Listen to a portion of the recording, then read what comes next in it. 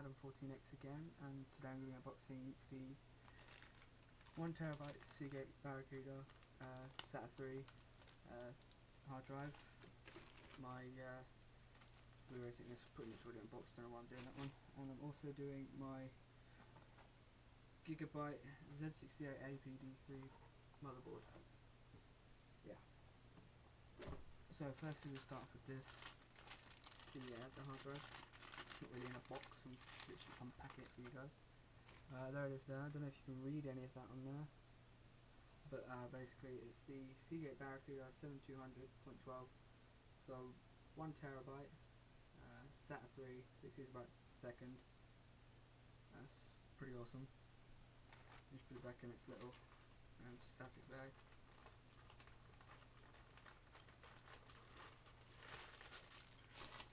This is pretty much self-explanatory. It's just a little DVD drive with Blu-ray on it. It was given to me by my dad. I didn't actually pay anything for this.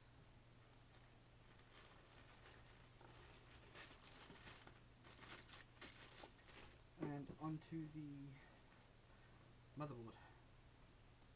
Now I haven't actually opened this yet, so I'm going to place you somewhere else.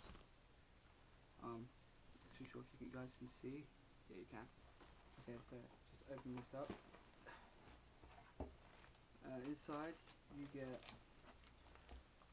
two SATA connectors, 088 that is, for a hard drive.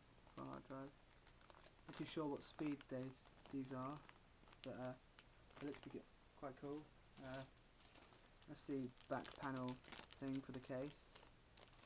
Looks pretty cheap, quite tacky, but never mind. This looks to be in French. Yeah, there's some French manual. I don't know why they gave me that. This is a warning saying this is only compatible with 1155 and not 1156 sockets. Yeah.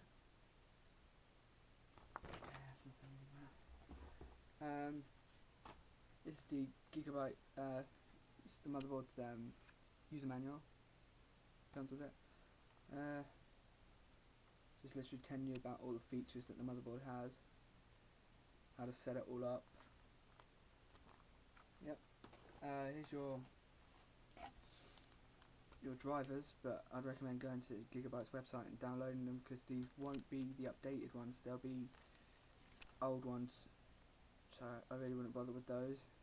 For some reason it's got Norton all over it, but Norton's pretty gay. Yeah, there's Norton Internet Security Reader. I'm not going to use that shit. This is basically just telling you about the Intel Smart Response technology and how to configure it. That's like if you have a solid state drive, the SSDs used for caching your programs to make them load up to 4 times faster, which is pretty good, I guess. I suppose that could come in handy at some point when I actually buy one. Yeah. This is your multilingual installation guidebook, so I'm not really going to be following this one too much. Okay, so onto the motherboard itself.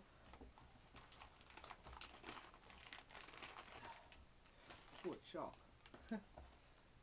Okay, as you can see I've got all my other components. Not too sure why I've got them all there. But yeah, here it is.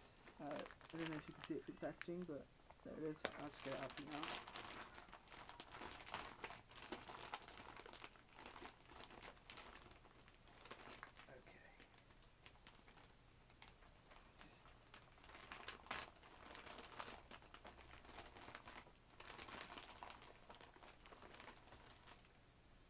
There it is there. It's got that nice little warning over the CPU, where the CPU goes even. There it is.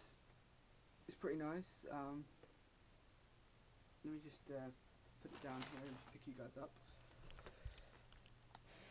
So this is where your SATA ports will be going.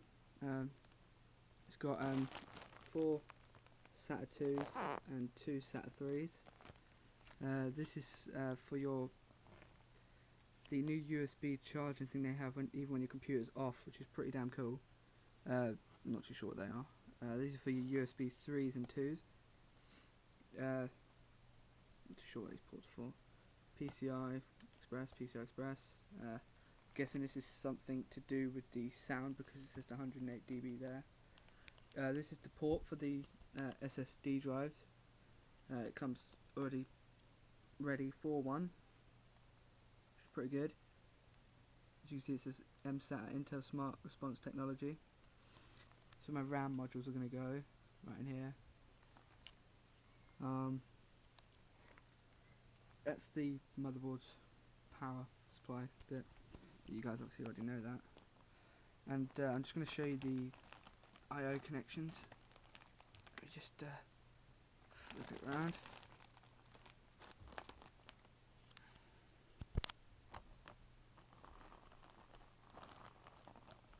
Okay, so as you can see, it's got two USBs there. They've got the turbo boost enabled. I'm not sure what that is. That's the VGA, I think. Something like that. I'm not too smart. There's the HDMI output, two USB 3.0s, your Ethernet adapter, and two more USB 2.0s. Here's your HD audio. And obviously that's where the CPU goes. It has like a nice little note saying that must always be on when there's no CPU inside. I like the new, well, it's not really new, but I like the way the CPU gets locked in now. Probably the same as before, but this is my first build, so I wouldn't know. But yeah, this board supports ATI Crossfire technology. It doesn't support SLI, which is kind of gay, but it doesn't really matter. But yeah, that's the Gigabyte, I don't remember it now, Gigabyte Z68 AP-D3. It's quite cool, man. I can't wait to be able to start using it. But yeah, I'll see you guys later. It's Adam14X. Bye.